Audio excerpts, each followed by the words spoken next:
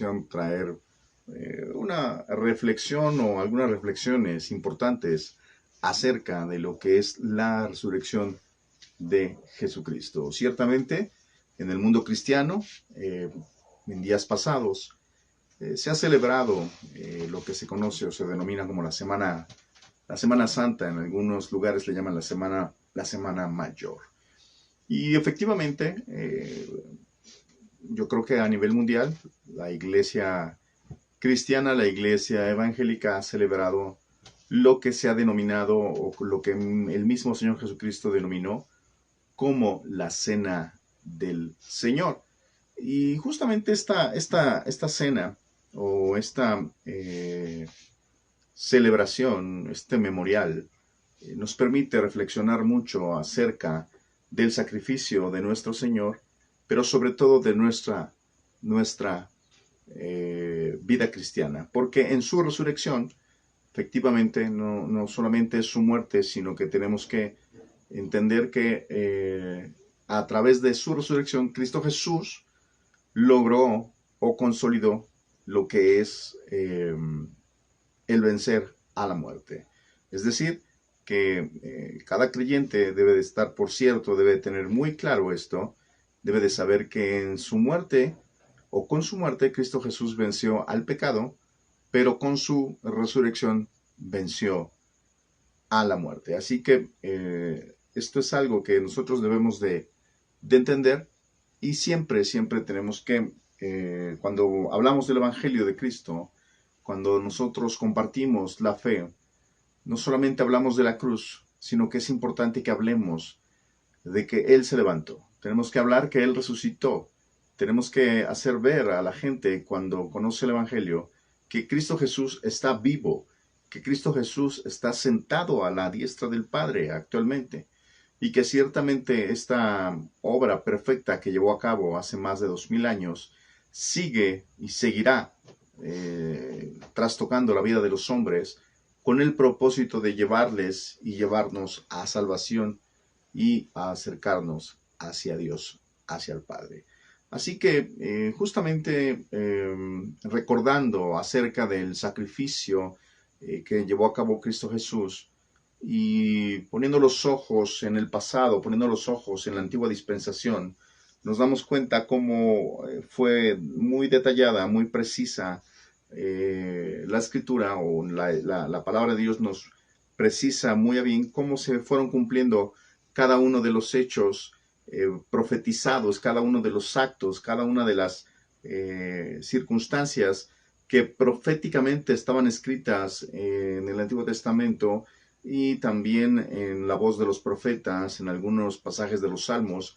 Y esto y cada una de estas circunstancias, situaciones y aspectos detallados acerca del sacrificio de Cristo, vemos que se ha cumplido o se cumplió paso a paso. Y damos gracias a Dios por ello, porque ciertamente esto lleva hoy día al ser humano, a la persona, a tener vida eterna, al creyente a obtener esta vida nueva.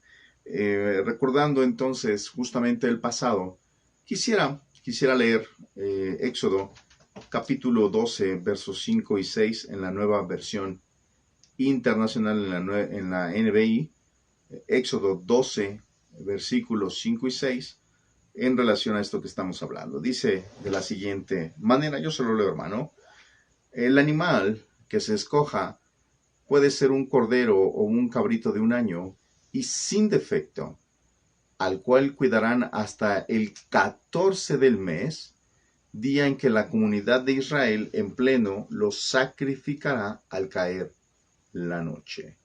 Así que nos damos cuenta en este pasaje cómo da Dios instrucciones, el Dios eterno da instrucciones a Moisés con el propósito de que celebren la famosa celebración de Pesach. Primero se estableció y se le dio como mandamiento a Moisés para que Israel, el pueblo de Israel, celebrara justamente la salida de Egipto y de cómo las proezas del Dios eterno cómo cada una de las cosas que él llevó a cabo en Egipto, en Faraón y sobre los egipcios, se manifestaron grandes cosas, lo que conocemos como las plagas, con el propósito justamente de que pudiera darse cuenta no solamente Faraón, sino todos, incluyendo el mismo pueblo de Israel, que el Dios vivo y verdadero es real y que tiene poder. Y que en cada una de estas plagas, había un propósito y que justamente la última de las plagas o lo último que hizo Dios antes de que fuesen libres fue el que celebraran la Pascua durante la noche en que pasara el espíritu o el ángel, mejor dicho, de la muerte y tomara la vida de los primogénitos y que justamente se pudiera cubrir las entradas de las casas con sangre, justamente como aquí se está hablando de un cabrito o de un cordero. Y bueno, justamente hermanos, nos damos cuenta que Cristo Jesús es el tipo de ese cordero sin defecto, es decir, sin pecado, porque no hubo en él pecado, lo dice la Escritura, y así debió ser porque era necesario que fuera de esa manera para que así se pudiera vencer la muerte y se pudiera vencer el pecado. Así que a Dios le plació hacerlo de esa manera, diseñarlo así y poner sobre Cristo Jesús el pecado de la humanidad, el pecado de nosotros. Y él fue oprimido y desde luego tratado con crueldad, pero con el propósito de darnos vida eterna. Así que Cristo es el Cordero de Dios que quita el pecado del mundo, así lo expresó Juan el Bautista. Cristo, el Cordero de Dios que quita el pecado del mundo. Así que Cristo no solo derrotó el pecado, sino que también venció a la muerte. Y nos dice Hechos capítulo 2, verso 24. Quisiera leerles este pasaje. Recuerden que estamos haciendo reflexiones acerca de la resurrección de Cristo Jesús. Hechos capítulo 2, verso 24 en la Nueva Traducción Viviente. NTV, Hechos 2:24 dice de la siguiente manera. Pero Dios lo liberó de los terrores de la muerte y lo volvió a la vida, pues la muerte no pudo retenerlo bajo su dominio. Reitero, pero Dios lo liberó de los terrores de la muerte y lo volvió a la vida, pues la muerte no pudo retenerlo bajo su dominio. Perfectamente aquí el pasaje nos está hablando de cómo la muerte no pudo retener a Jesús en virtud de su vida, en virtud de lo que él había vivido en obediencia, apegado a la ley y justamente siendo probado toda su vida. Y jamás cayó, jamás pecó. Por consiguiente, no había algún argumento, hablando desde el punto de vista espiritual, legalmente, para retener a Jesús. No había manera de retenerlo en las partes bajas de la tierra. Una vez que él murió en la cruz del Calvario, no había argumento jurídicamente hablando en el ámbito espiritual para retener a Jesús. Y justamente la resurrección de Cristo es el hecho, hermanos, más extraordinario que ha ocurrido en favor de la humanidad. Es lo más increíble, lo más maravilloso, porque la resurrección del Señor no solo era necesaria para poder abatir a la muerte, para poder terminar con este enemigo que se originó con la caída de Adán, del primer hombre, porque así es como surgió la muerte para los humanos, para la humanidad, sino que también era necesaria la resurrección de Cristo Jesús, no solamente desde luego que se viera o fuera manifestado este hecho sobrenatural, sino que era necesario que se predicara de manera real, verdadera y cierta esta resurrección. Debía de ser comprobable y tenía que verse desde el ámbito espiritual cómo Cristo Jesús era facultado a través del Padre para poder dar vida a otros también.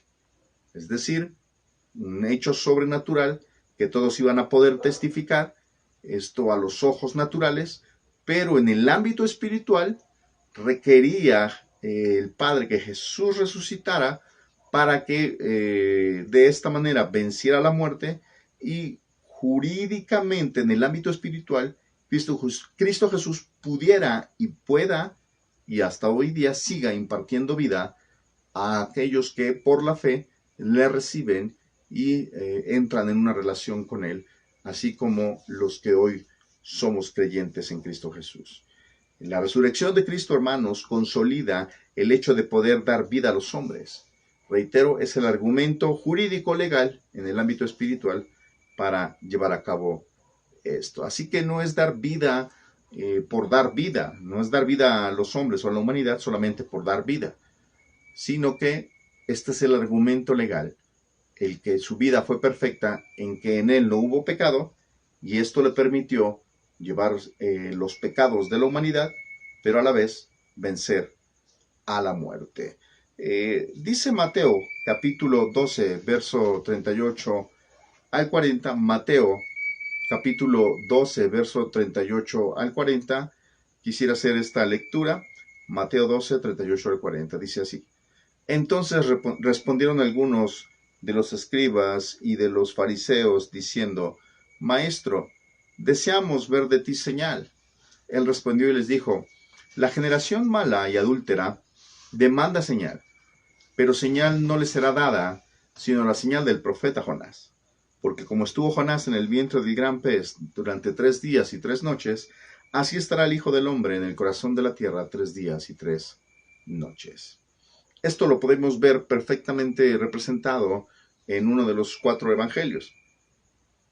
El calendario judío, hermanos, el calendario que utilizaban, o que utilizan, mejor dicho, los judíos y anteriormente los hebreos, es un calendario que comienza en el atardecer, el día comienza en el atardecer.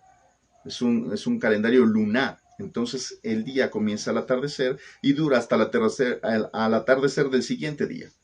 Entonces, conforme a lo que nos dicen los evangelios, lo que nos dicen las escrituras, es que Jesucristo tomó la cena pascual con sus discípulos después de las 6 de la tarde el día 14, del día 13 de Nisan. Y esa misma noche sería aprendido, sería desde luego traicionado, aprendido y llevado con el sumo sacerdote. Todo esto durante la noche, infringiendo un sinfín de estipulaciones que se tenían en aquel tiempo para llevar a cabo estos juicios, con un Sanedrín, el cual era conformado de 71 hombres, pero no estaba ni la mitad durante la noche.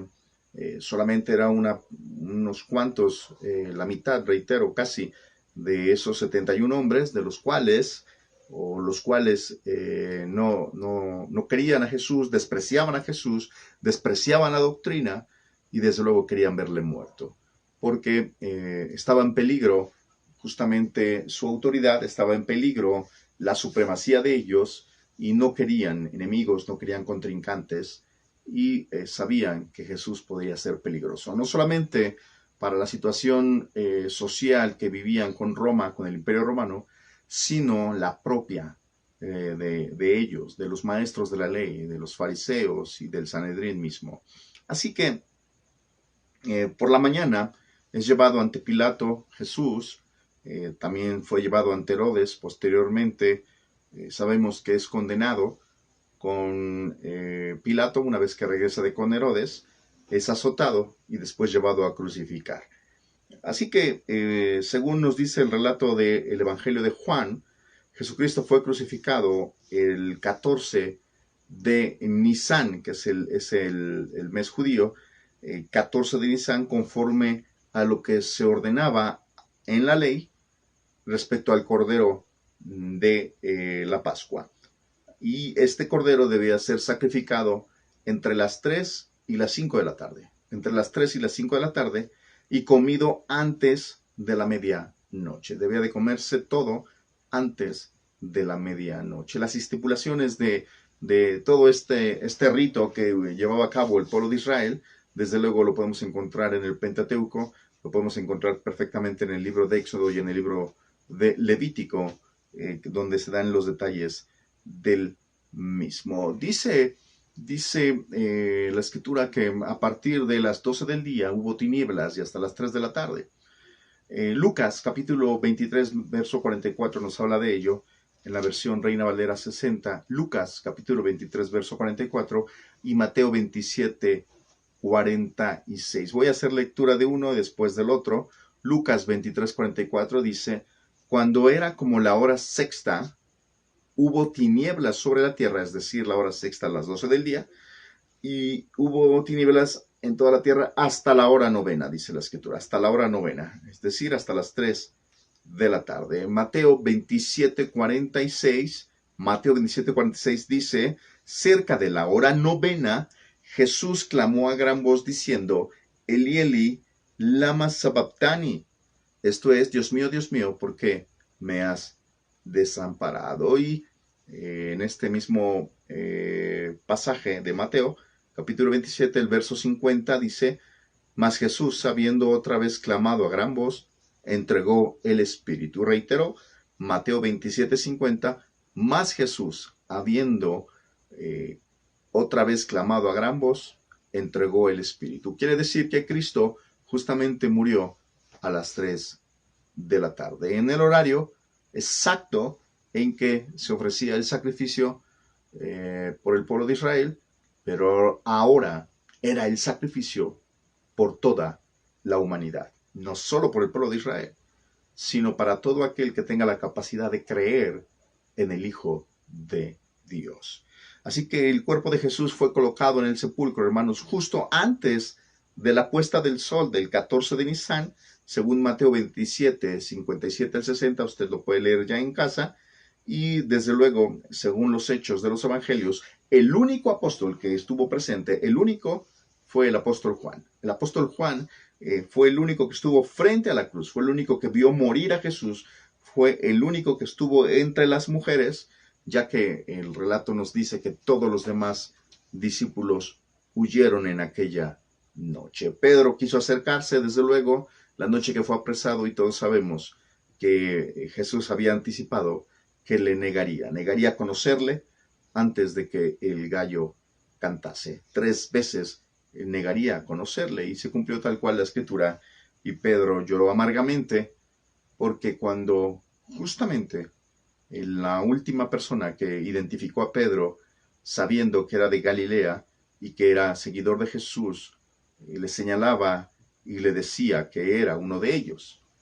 Cuando fue la tercera persona, el gallo cantó, Pedro miró a Jesús y Jesús lo estaba viendo fijamente.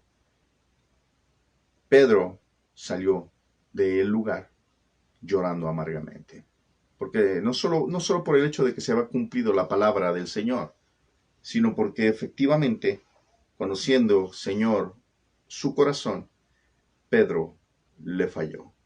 Y eso es lo que más le dolió a Pedro, haberle fallado al Señor. Y de anticipado, ya se lo había dicho Jesús, se lo había advertido que eso iba a ocurrir, y aún así, Pedro insistió en que no le dejaría, en que no le abandonaría y que no le negaría. Pero eso, hermanos, amigos, sabemos que es algo de la naturaleza humana, y constantemente eso lo hace el ser humano, pero sobre todo lo hacemos nosotros como creyentes. Solemos comprometernos con Dios, solemos decir y apresurarnos a hablar y comprometernos y decir que no va a ocurrir una situación, no volvemos a hacer algo, o que no vuelve a haber en nosotros pecado, que eso es algo imposible. Pero bueno, nosotros nos comprometemos porque queremos hacer un esfuerzo en nosotros mismos para cambiar el carácter, para cambiar la forma de ser, para cambiar la forma de pensar, sin darnos cuenta que en realidad ese cambio lo hace internamente el Espíritu Santo. Es un cambio que debe de venir de adentro, es un cambio que viene de adentro y emana hacia afuera. No es de afuera hacia adentro, no es con las buenas intenciones, no es con el deseo del corazón. Podemos nosotros desear hacer el cambio, podemos nosotros esforzarnos por hacer ese cambio, pero será en vano eso. Si no permitimos a Dios obrar, si no permitimos que el Espíritu Santo se mueva, si no permitimos que el Espíritu Santo toque esas áreas y seamos nosotros ministrados en las áreas necesarias, precisas, para que esos cambios se lleven a cabo, simplemente no va a ocurrir. Y esto es algo que pasó con Pedro. Pero Pedro tenía que pasar por ese trance, por ese momento, por ese tiempo agrio, para que hubiese en él un cambio interno. Y bueno, justamente, hermanos, Jesús murió, y murió cumpliendo la ley, fue obediente hasta la muerte, y dice la Escritura, muerte de cruz, y justamente no había argumentos para que él pudiera permanecer muerto. Llevó el pecado de todos, mas él nunca pecó. Así que Cristo Jesús advirtió y les dijo a sus discípulos que resucitaría. No se los dijo una ni dos veces, se los dijo más veces. En algunas lo hizo de forma velada, en otras fue directo, ya muy cerca de la fecha, del tiempo en que tenía que ser entregado y muerto, ya directamente él se los decía que sería crucificado. Lucas capítulo 9, verso 22, quisiera dar lectura. Lucas capítulo 9, verso 22 dice de la siguiente manera, y diciendo, es necesario que el Hijo del Hombre padezca muchas cosas y sea desechado por los ancianos y por los principales sacerdotes y por los escribas, y que sea muerto y resucite al tercer día. Aquí es muy claro el Señor diciéndoles justamente que iba a padecer muchas cosas y que sería desechado, es decir, que no habría un reconocimiento ni de su autoridad, ni de su señorío, ni de la representación de Dios en la tierra. Y justamente sería muerto, pero al tercer día iba a resucitar. Así que, a pesar de que él les había dicho, él se los había advertido, algo ocurrió en los apóstoles, algo sucedió en sus vidas, algo sucedió en sus mentes, que olvidaron, hubo una pérdida de memoria, olvidaron que Jesús les había dicho que iba a resucitar. Así que nos damos cuenta, hermanos, que inclusive ellos como buenos judíos, como gente que es instruida en la ley, como gente que es instruida en la Torá, ellos conocían perfectamente la Torá, ellos conocían perfectamente las profecías, ellos conocían perfectamente los escritos antiguos acerca del Mesías, acerca de las profecías del Mesías. Salmo 16:10, quisiera leerles tres pasajes que son muy interesantes en relación profética a Jesús, a la resurrección. Salmo 16:10 en la Nueva Traducción Viviente dice de la siguiente manera: pues tú no dejarás mi alma entre los muertos, ni permitirás que tu santo se pudra en la tumba. En la versión 60 dice que tu santo vea corrupción. Es lo mismo, no dejarás mi alma entre los muertos, ni permitirás que tu santo se pudra en la tumba, en el sepulcro. Entonces esto se está refiriendo a una resurrección.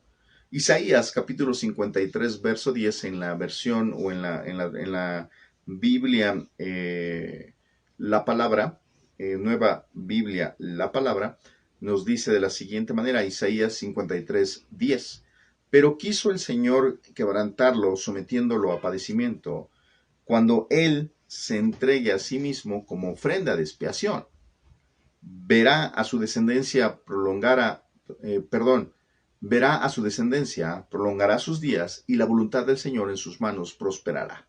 Perfectamente estamos hablando aquí, o está hablando el pasaje de su padecimiento, de su pasión, pero también está hablando de que su ofrenda en expiación justamente traerá una descendencia enorme, que esto se está refiriendo a la iglesia, a usted y a mí, y se está refiriendo también a prolongará sus días. Esto es la vida eterna, la cual justamente Cristo Jesús ya podía impartir una vez resucitado, y también nos habla del tiempo postrero en su señorío en el milenio. Oseas capítulo 6, verso 2, hermanos, Oseas capítulo 6, verso 2 nos dice: nos dará vida después de 2 días, en el tercer día nos resucitará y viviremos delante de él. Muy interesante este pasaje de Oseas capítulo 6, verso 2. Entonces, estos son solamente algunos pasajes que estamos citando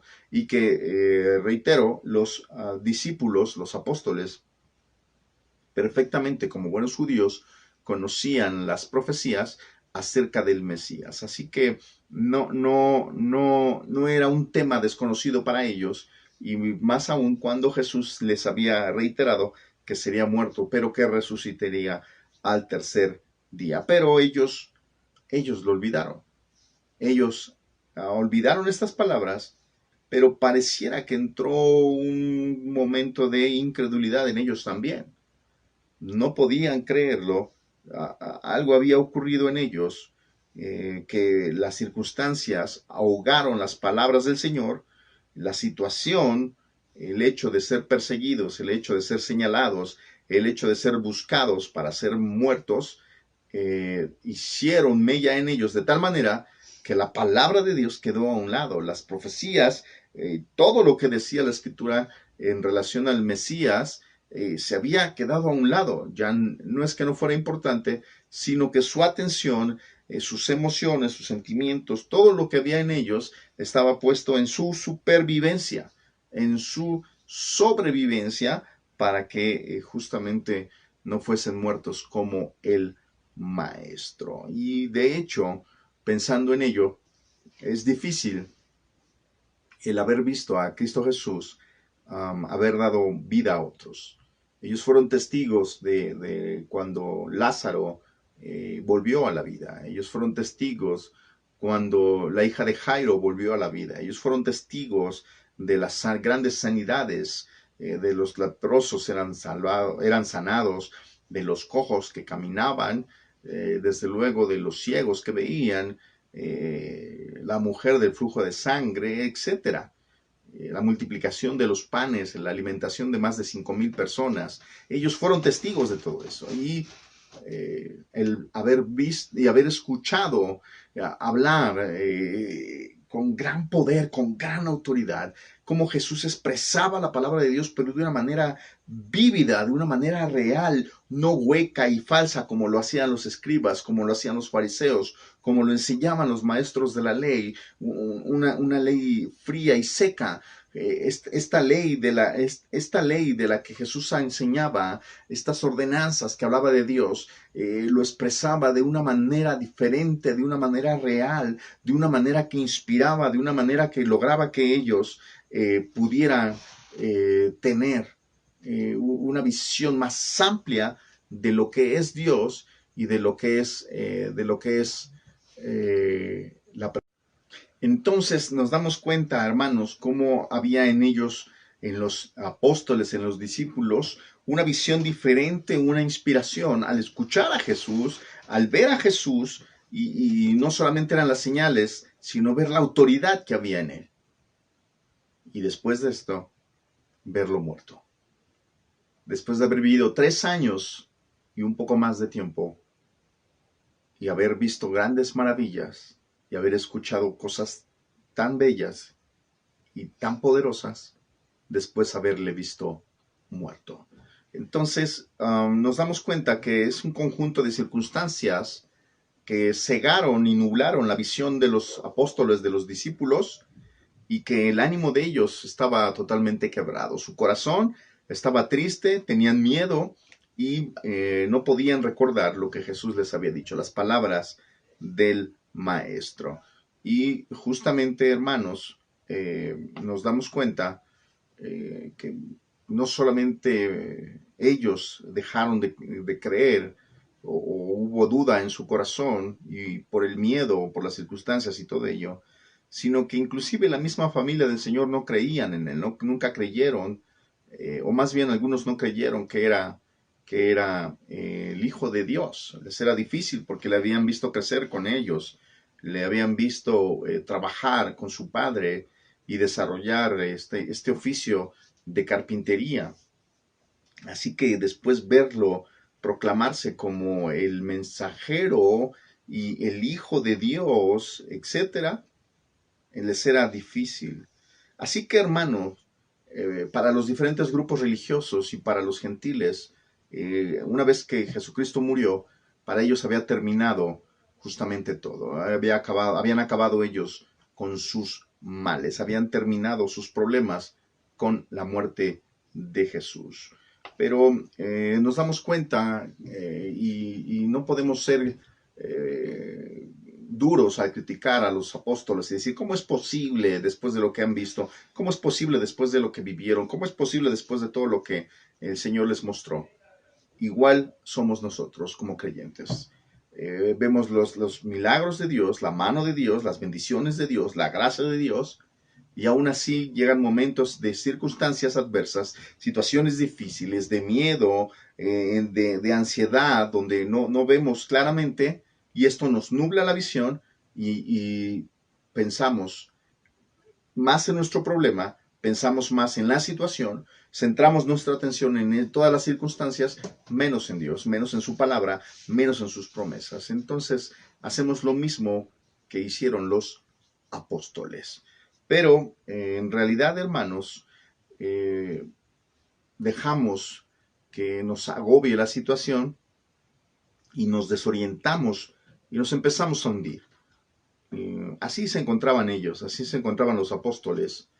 Pero Cristo Jesús tenía que resucitar, no solamente para poder redimir al hombre, sino que tenía que resucitar para confirmar la fe de los suyos. Era necesario que Él resucitara para que creyeran en Él, para que se conviccionaran en Él. El Evangelio de Juan nos da una buena descripción acerca de ello. Es muy vasto esto, no pudiéramos, no podemos tomar solamente este tiempo, tendríamos que hacer varios programas tal vez para hacer estas reflexiones, pero bueno, a grandes rasgos, el relato de Juan nos deja ver algo muy importante, aspectos o detalles muy, muy importantes que llaman mucho la atención.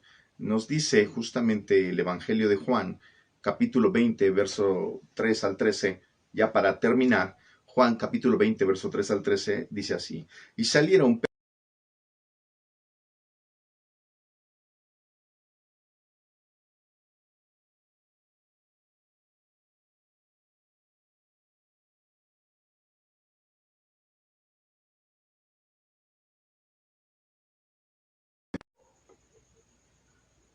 Hola, ¿qué tal? ¿Cómo están? Dios les bendiga. Nos encontramos que observar cuidadosamente, pero este observar cuidadosamente, este teoreo, es ver de forma detallada, pero de forma analítica. Y lo que está haciendo Pedro aquí es que ve los lienzos y ve el sudario y nota algo tremendamente extraordinario. Pedro se da cuenta cuando teoreo, es decir, cuando ve a detalle, cuando analiza y ve los lienzos, se da cuenta que no era una sábana sola, porque sabemos que la costumbre, o bien comento que la costumbre antigua, o en el tiempo de Jesús y un tiempo más atrás, cuando morían, tenían la costumbre de embalsamar, enrollar el cuerpo en lienzos, esto con algunas especias aromáticas con el propósito de que no oliera, no despidiera esos olores que normalmente el cuerpo despide al morir y darle el último adiós de esta manera a ese hombre o esa mujer que habían muerto. Entonces, Pedro se da cuenta que los lienzos estaban puestos ahí, pero la escritura nos muestra que esta forma de ver de Pedro se da cuenta que los lienzos tenían la forma del cuerpo de Jesús. Es decir, no eran pedazos de tela, no era una tela que estaba ahí desenrollada, no, sino que era una tela, unos lienzos que habían adoptado o tomado la forma del cuerpo de Jesús cuando fue puesto ahí. Es decir, cuando lo acostaron el cuerpo y lo dejaron sobre, la costumbre era ponerlo sobre una tipo mesa, entonces lo depositaban ahí el cuerpo, no en el piso, sino en un tipo mesa, y entonces era puesto ahí ese cuerpo. Y se da cuenta Pedro que los lienzos están en esa forma, es decir, embalsamado. Se da cuenta de que el cuerpo de Jesús no está, pero que no había forma de salir de ahí. porque los lienzos estaban con la forma del cuerpo. Es como si se hubiera desintegrado, es como si se hubiera evaporado, es como si hubiera desaparecido de dentro de ese lugar. Y se da cuenta que el sudario está puesto aparte. Es decir, que al momento en que Jesús resucita, ahí mismo en la cueva donde se encontraba él, toma el sudario y lo enrolla y lo pone aparte, no, para hacer ver que no solamente se resucitó o podríamos pensar se evaporó el cuerpo, sino que se toma el tiempo de tomar la parte que cubría el rostro, enrollarlo y ponerlo a un lado. Esto a un lado aparte de los lienzos, no se quedó ahí como si se hubiera desaparecido. Entonces, hermanos, esto es algo tremendamente increíble porque Pedro se da cuenta que efectivamente Jesús había resucitado porque no había otra forma de salir de ahí porque los lienzos estaban embalsamados, se habían quedado con la forma del cuerpo de Jesús. Así que, hermanos, así como cuando resucitó Lázaro, que Jesús pidió que le soltaran una vez que salió de la tumba, pero esto fue cuando cuando Lázaro volvió a la vida. Pero aquí Pedro se da cuenta de que Jesús ya no estaba ahí, de que efectivamente esta resurrección que operó en Jesús era de una manera extraordinaria. No fue como el volver a la vida de Lázaro, sino que fue de una forma diferente. Y dice la escritura para terminar que Juan entró y vio, otro verbo para ver, ya este sería el tercero. Y él vio del griego eiden, y cuando eiden, él ve, dice aquí que eiden significa ver con con la mente, perdón, pero es percibir de forma espiritual. Así que Juan pudo ver y creyó, dice el relato, y esto se está refiriendo a que Juan ve los lienzos, ve que tienen la forma del cuerpo, están tocando, Pedro está tocando, Juan se acerca, los mira también, y en ese momento él cae en cuenta de todo lo que el Señor les había enseñado. Él viene, es como si le quitan el velo, es como si corrieran la cortina y se le muestra todo de golpe, de tajo, toda la enseñanza, toda la doctrina, toda la palabra, toda la profecía se ve cumplida en ese acto de resurrección. Entonces, nos damos cuenta que dice la escritura que creyó. Y vemos que más adelante, usted ya lo puede leer en casa, Jesús se presentó a más de 500 hermanos y lo más importante de este relato, hermanos, es que Pedro es consolado posteriormente por Jesús cuando lo encuentran en Galilea y no solamente eso, sino que los demás su fe vuelve a robustecer, su fe vuelve a restablecerse, su fe vuelve a hacerse firme. Cuando ven que Jesús aparece en medio de ellos y cada vez se empieza a manifestar en medio de ellos en diferentes lugares, entonces la iglesia de aquel tiempo, los apóstoles, testifican a Cristo Jesús resucitado. Esa era la palabra del evangelio que se pregonaba en ese tiempo. A Cristo Jesús resucitado, ya no estaba muerto, sino que él se había levantado. Cristo Jesús resucitó para fortalecer y erguir la fe de los suyos. No se manifestó al Sanedrín, no se manifestó a los maestros de la ley, no a los fariseos, no a Herodes, no a Pilatos, sino a los suyos. Los suyos necesitaban afirmar la fe, necesitaban creer en Jesús, necesitaban creer en sus palabras, necesitaban creer en su vida. Así mismo, hermanos, hoy día nosotros debemos de creer en Él porque la tumba está vacía. La tumba, no hay nadie en esa tumba y no hay nadie en los lienzos. Jesús resucitó. Y de esa manera nosotros también, nuestra fe es afirmada y en nosotros hay esperanza y en nosotros hay vida y en nosotros hay promesas porque sabemos que la palabra de Dios se cumplirá porque justamente Jesús resucitó. Y si Él se levantó de la muerte y resucitó, todo es posible en Dios. Todas sus promesas son posibles. Todo lo que Él ha dicho se cumplirá. Todo lo que ha prometido Jesús para la iglesia se cumplirá. Todo lo que Dios ha dicho que va a hacer, lo hará. Así que esta, hermanos, esta ha sido la reflexión que hemos querido traer en esta ocasión. Espero que sea de bendición, que sea de edificación y de reflexión para su vida. Si le interesa algún tema en especial, escríbanos, déjenos un comentario en la parte de aquí de abajo o en la caja de comentarios. Mi nombre es Sergio Pérez. Como siempre, enviándoles un fuerte abrazo desde la Ciudad de México a todos los hermanos y amigos que han seguido esta transmisión. Que Dios les bendiga mucho y nos vemos en la próxima.